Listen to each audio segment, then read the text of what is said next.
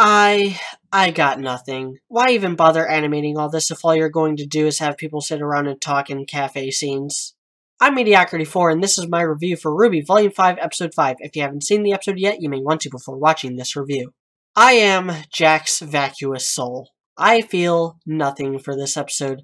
It is boring. The worst thing any movie or show can be is boring. The worst thing a character can do is nothing. The worst kind of plot that can exist is one where the characters sit around and wait for things to happen. This may be the worst episode in the entire series. At least Jaundice introduced Oobleck, and at least new challengers had some action. This episode, on the other hand, well, let's talk about what happens this episode. And I'm using the word happens very loosely. It's primarily a Blake episode, which is the first sign that the episode wasn't going to turn out well. Blake and Sun are trying to recruit average Joes to risk their lives for Haven Academy. It goes about as well as you'd expect. Even worse, it goes about as well as Blake expects.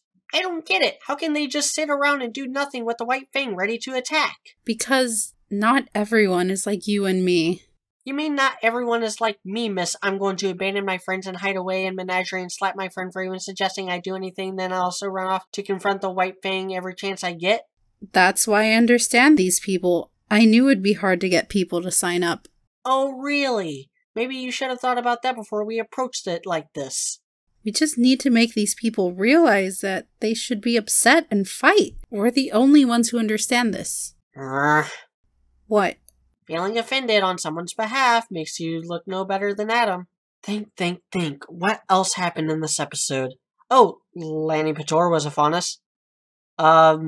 Oh, the Fabulous Fox Brothers. I actually kind of like them here. They're just ambivalent. Whatever their opinions are, they ignore them for the greater good.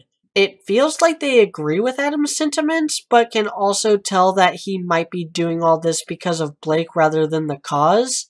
I'm getting some serious Zetsu vibes from these two, and I kind of like it. I also like how they're just treating the cause as if it's bigger than any individual or group. I also have to reiterate that I like the variety in the Faunus, which is something I've said before, but this gets really weird when you think about the show's lore. Like, if Faunus are random, then what if the mermaid girl had a tiger and a bear for parents? Would they have known that their kid was going to have a fishtail? If a cat Faunus eats a fish Faunus, is it still cannibalism, or is there an innuendo I'm failing to exploit? And what is Lanny even supposed to be?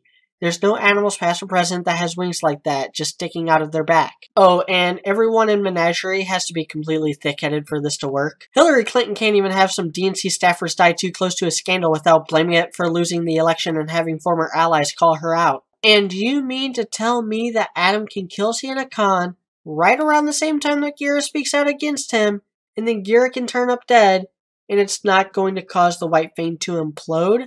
Then again, this is the same civilization that couldn't figure out that Cinder orchestrated Penny's death, so at least the Albanes are aware of this inevitability and seem to be just as willing to throw Adam under the bus if things start to go south.